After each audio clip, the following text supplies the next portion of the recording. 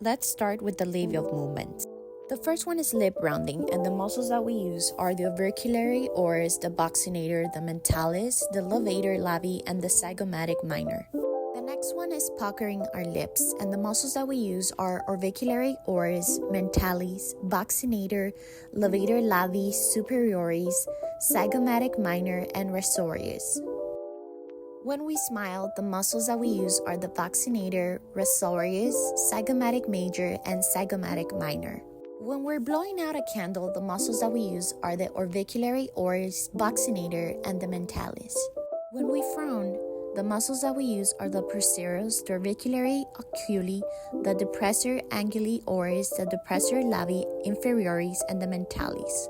When we puff up our cheeks, the muscles that we use are the buccinator, the orbiculary oris, the masseter, the platysma, and the mentalis.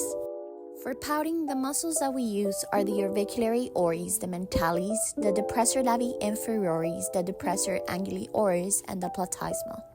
For snarling, the muscles that we use are the levator labii superioris, the levator labii superioris alaci nasi, the zygomaticus minor, and the nasalis. When we're playing a musical instrument such as a trumpet, the muscles that we use are the orbiculary oris, the buccinator, the zygomatic muscles, which include both the minor and the major. Mandibular movement. For protrusion, the muscle that we use is the masseter. For retraction, the muscles that we use are the temporalis and the masseter. For lateralization, the muscles that we use are the lateral pterygoid and the medial pterygoid. For depression, the muscle that we use is the lateral pterygoid.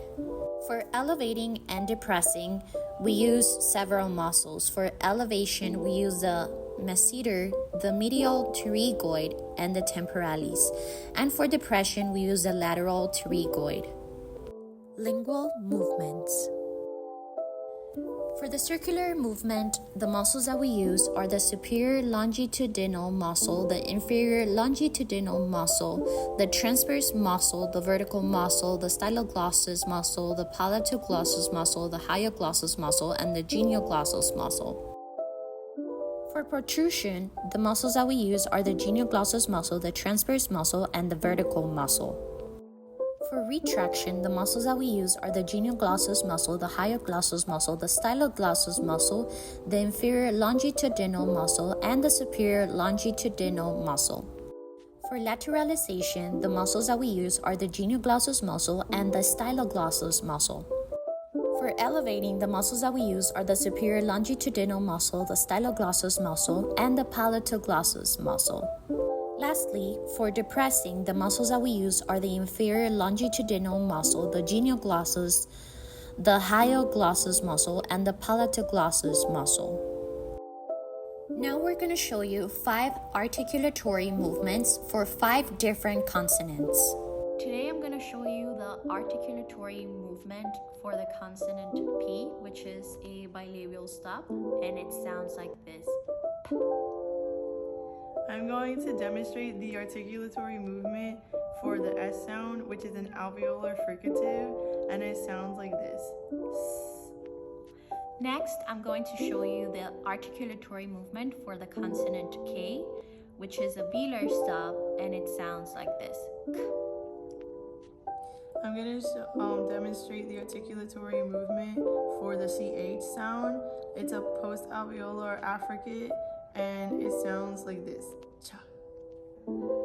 Finally, I'm going to show you the articulatory movement for the consonant H, which is a glottal fricative, and it sounds like this.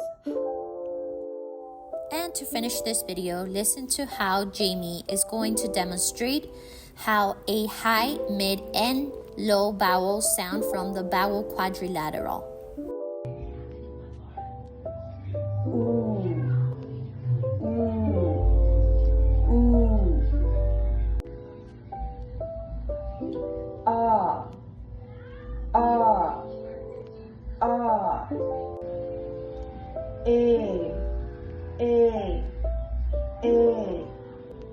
Thanks for watching.